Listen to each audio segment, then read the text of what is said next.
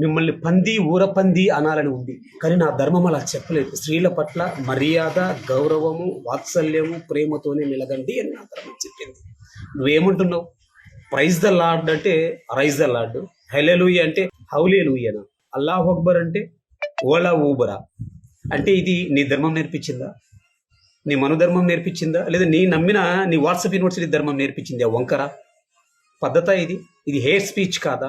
ఇది మతాల మధ్య కించపరిచినట్టు కాదా? నీ మతాన్ని, నీ ధర్మాన్ని విశ్వసించు, పరిచయం చేయి ప్రపంచానికి, పరిచెయ్యగా వెళ్ళు. అంతేగాని ఇతర మతాలని, విశ్వాసాలని, దేవుళ్ళని నువ్వు కించపరిస్తే ఎలా? వంకర. యూజ్ చేయరా మీరు ఎప్పుడు ఓలా కానీ ఊబర్ కానీ? చేస్తాం మేము, రాకపోకలకు చేస్తాం, పోవడానికి రావడానికి చేస్తాం. అదే నినాదాలకు చేయరా మీరు? మీ వైఫ్ మీకుంది, పక్కింటి ఆవిడని చూస్తే ఏమంటారండి? బాగుండదు.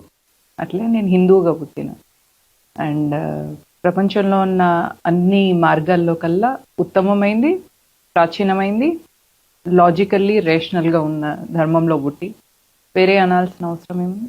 ఇది ఒక స్త్రీ ఒక ఇంటర్వ్యూలో మాట్లాడుతుంది, పక్కింటోని పిల్లని చూస్తే నీకమని ఏమనిపిస్తుంది అని. దానికి దేవుళ్లకు నువ్వు ఉదాహరణ చూపిస్తే పక్కింటోని పిల్లని చూస్తే నీకేమనిపిస్తుంది? ఆడదాని మాదిరిగా అనిపిస్తుంది, శ్రీమూర్తిగానే అనిపిస్తుంది, అక్కనో చెల్లెనో అనుకుంటాం అంతే. అంతేగాని మీద పడి కరిగి రక్కేనా నువ్వు అలాంటి దానివి ఇలాంటి దాని అని మామంటామా? పక్కింటోని పిల్లం పక్కింటోని పిల్లామే. నీ ధర్మం గొప్పది, లాజికల్లీ, రేషనల్లీ ప్రాచీనమైనది నీ ధర్మం. ఎస్ చెప్పు. మీ ఫాదర్ ల్యాండ్కు పరిచయం చేయి. మై ఫ్రెండ్, మై జిగడి friend, United States of America president Donald ట్రంప్కు పరిచయం చేయండి. నువ్వు నమ్ముకున్న ధర్మాన్ని అమెరికా పరిచయం చేయి, బ్రిటన్కు పరిచయం చేయి, ఇంగ్లాండ్కు పరిచయం చేయి, ఫాదర్లాండ్లో నెతన్యాహుకు పరిచయం చేయి. వాళ్ళకి మీ గ్రంథాలను ఇవ్వు, అక్కడ ట్రైనింగ్ సెంటర్లు పెట్టండి నీ ధర్మం గురించి.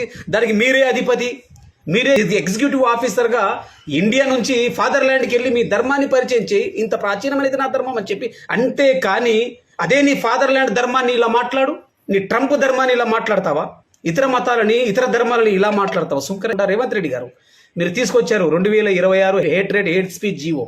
దాని ప్రకారం తప్పకుండా ఈ వంకర సునీత మీద మీరు కేసు నమోదు చేయాలి.